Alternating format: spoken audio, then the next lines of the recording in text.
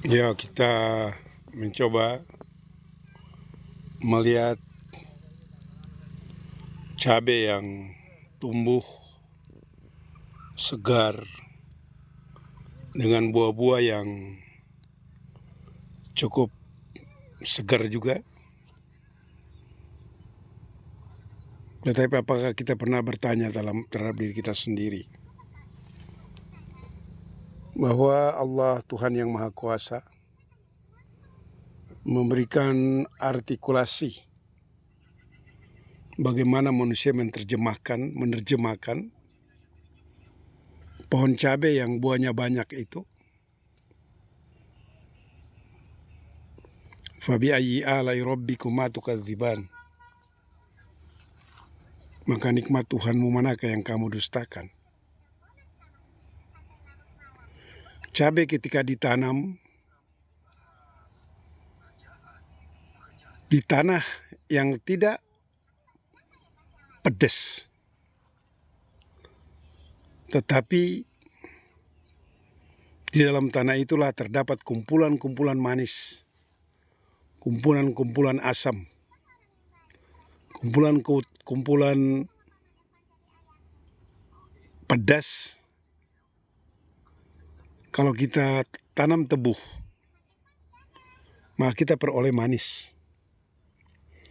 Kalau kita tanam cabai, tentunya hasilnya adalah ketika dia menjadi tua, maka pohonnya ketika dimakan menjadi pedas. Secara ilmu pengetahuan dan teknologi, kita hanya mengatakan bahwa itulah karunia Allah. Tapi sesungguhnya cabai mengajarkan kita bahwa betapa damainya manusia hidup bersatu dengan pohon-pohon. Cabai dia menjadi rimbun, dia menjadi segar kayak begini, bukan karena dia tumbuh dengan sendirinya. Tapi kita lihat ada semacam tombak atau semacam bambu yang ditanam, yang dipakai seperti ini, agar bisa menahan supaya cabai ketika dia naik ke atas, dia tidak gampang tumbang. Berarti ada, kalau kita kembali kepada Iqra, bacalah sebagai konsep wahyu pertama, Bismi rabbikal ladzi khalaq, bahwa baca itu kata kerja. Artinya baca kamu bahwa cabai itu bisa tumbuh. Bagaimana supaya dia tumbuh? Maka perlu dipupukin. Bagaimana pupuk itu datang? Tentunya ditelaah oleh pengetahuan dan teknologi. Jadi kesinambungan alam.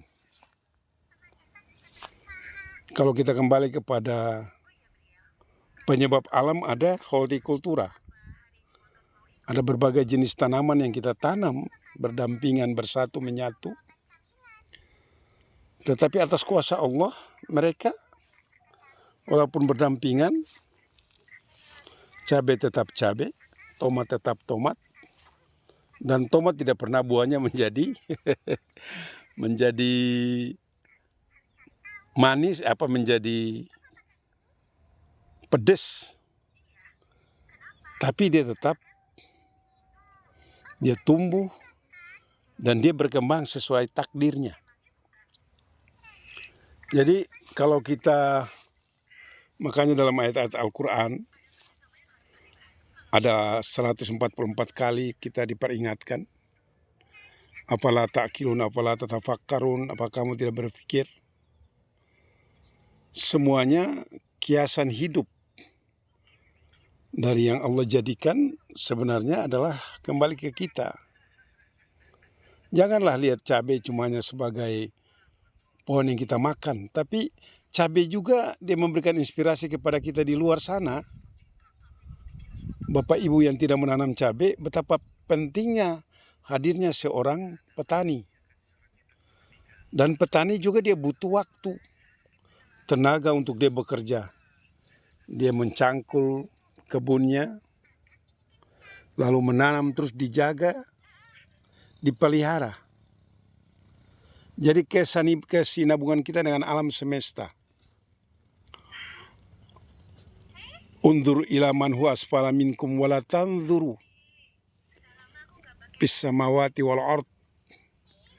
Lihatlah penciptaan langit dan bumi, bahwa di dalam bumi itulah kita berkarya. Cabai berkarya sampai dia jadi, dia membuat menjadi tumbuh-tumbuhan.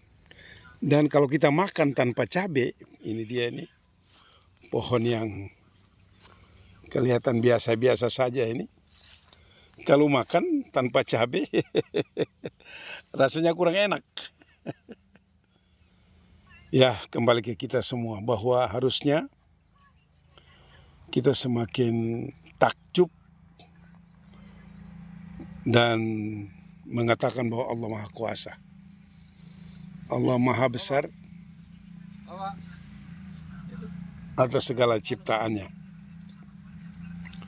Ya, moga menjadi inspirasi kita dalam melihat pohon cabai sebagai pohon yang membantu kita untuk kita makan dengan enak. Kalau makan tanpa rasa pedas, kayaknya hambar. Makanya Allah menjadikannya sebagai partner hidup kita, menjadi telaah dalam hidup kita. Moga menjadi kilas balik dalam kehidupan kita.